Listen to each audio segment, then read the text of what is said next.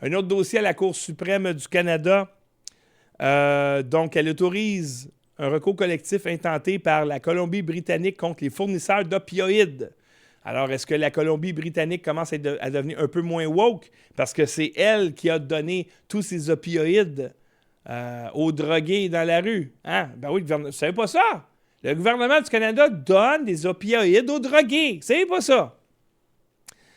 Allez voir le documentaire Canada is Dying, puis je pense qu'il y a également Vancouver is Dying. Vous allez halluciner. OK? Mettez ça sur votre petite liste. Les données les plus récentes du service des coronaires de la Colombie-Britannique, publiées en décembre, indiquent qu'au cours des 10 premiers mois de l'année dernière, il y a eu 1925 décès par surdose, soit une diminution de 9 par rapport à la même période en 2023. Les statistiques du gouvernement canadien indiquent que plus de 49 000 décès par intoxication aux opioïdes ont été signalés entre janvier 2016 et juin 2024 dans tout le pays. Pensez à ça. 50 000 décès.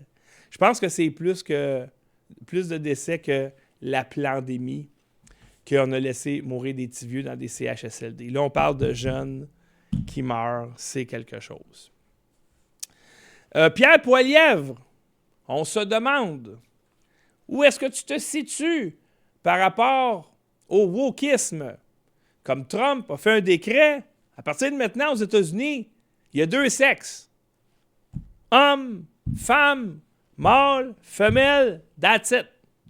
Alors, évidemment, le reporter champion de Radio-Canada lui a dit « Mais toi, tu te situes où? » Afin de le piéger, hein, pour qu'il dise qu'il s'enligne sur Trump, parce que si on veut salir un politicien au Canada, on a juste à dire qu'il ressemble un peu à Trump. Puis au Canada, on n'aime pas ça, nous autres, l'efficacité, puis la compétence, on n'aime vraiment pas ça.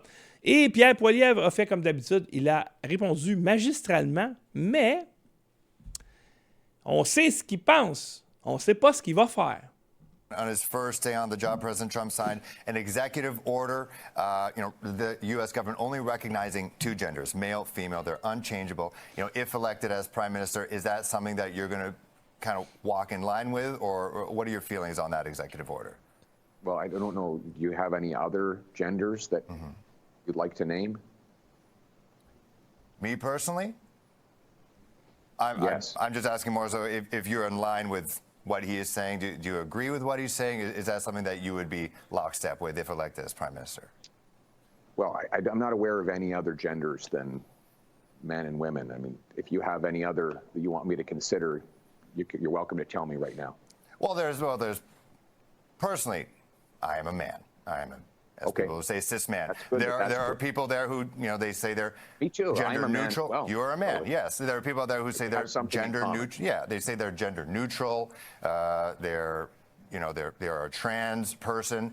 Is that something that you would recognize here, whereas in the States, at least with their U.S. government, the way they're seeing it, there's only 2? I'm only aware of 2, but I mean, if you come up with another list, then you're welcome to do that. But I'm aware of 2, and as far as I'm concerned, we should have a government that just minds its own damn business and leaves people alone to make their own personal decisions. That's the kind of government I'm going to run. And with that, the current government, they currently have passports that allow people to put on, gender neutral on their passport.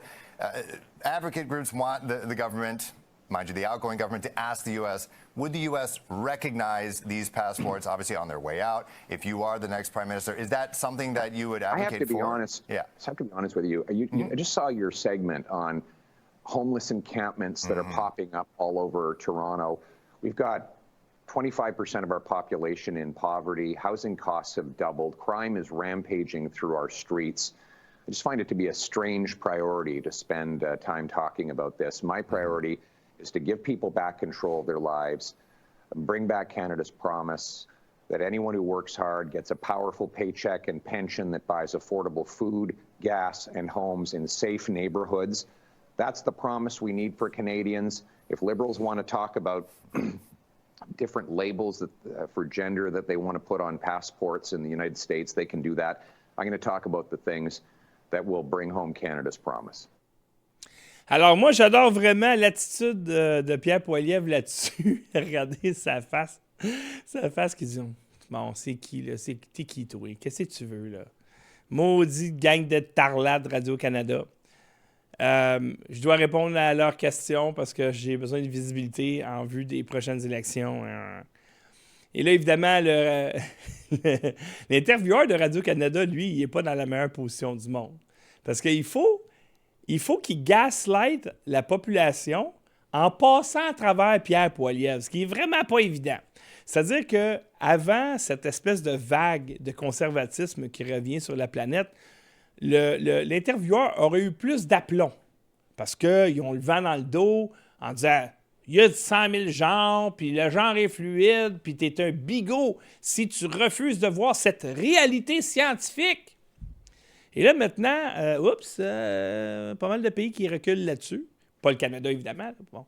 Parce que le Canada est en autodestruction. Il ne faut pas arrêter l'autodestruction.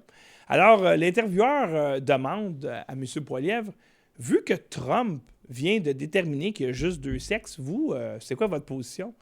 Puis lui, il dit, toi, tu penses qu'il y a plus que 2 sexes ou 2 genres? Penses-tu qu'il y a plus que 2 genres? Moi, j'en connais juste 2. Y en a-tu plus que 2? Le gars, il y a un choix ici. Soit qu'il épouse la doctrine woke radio-canadienne, puis qu'il a de l'air d'un cave, ou qu'il fait un faux pas radio-canadien en doutant qu'il y a plus que 2 genres. Et là, il dit, il n'ose pas, il dit, en tout cas, moi, je m'identifie à un homme cis, dans le sens de cisgenre. Il n'est pas capable de dire juste un homme. Parce que c'est quoi ça, cisgenre? Le mot cis devant genre, c'est pour marginaliser quelque chose de normal. Et là, quand il joue avec sa bouffe, là, c'est ce que fait Pierre Poilievre. Là, il a joué avec sa nourriture, avec l'intervieweur, quand il a été tanné de le mettre dans le coin. Puis le gars, il disait, ben là, tu sais, il y a des gens qui s'identifient. Ouais, mais...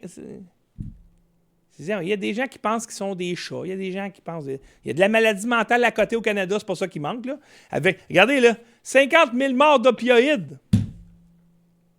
Il ne doit pas y avoir des conservateurs que ça les regarde, ce problème-là, hein. Il y a 50 000 morts d'opioïdes. Ça veut dire qu'il y en a peut-être 500 000 qui ne sont pas morts. Mais ça se peut que le cerveau soit pas mal magané, puis qu'ils se prennent pour quelque chose d'autre qu'ils sont. Ça se peut, ça. Ça affecte le cerveau, ces affaires-là. Fait que j'ai toutes les raisons de croire qu'à 50 000 morts, il y a au moins 10 fois plus, peut-être même 100 fois plus qui sont pas morts, puis qui sont juste brain dead. Salut tout le monde, j'espère que vous avez apprécié cet extrait. Pour voir l'émission au complet, vous devez être abonné à Lux Media. Mais pour ça, c'est très simple. Vous allez sur notre site luxmedia.info. Il y a un petit bouton rouge en haut pour faire un don. Vous cliquez là-dessus, vous choisissez l'option récurrente et comme ça, vous devenez un patron de Lux Media. Vous soutenez le journalisme indépendant et vous soutenez notre travail depuis 2017. Alors, merci de faire partie de notre grande famille, de soutenir la liberté d'expression et on se voit pour une prochaine émission.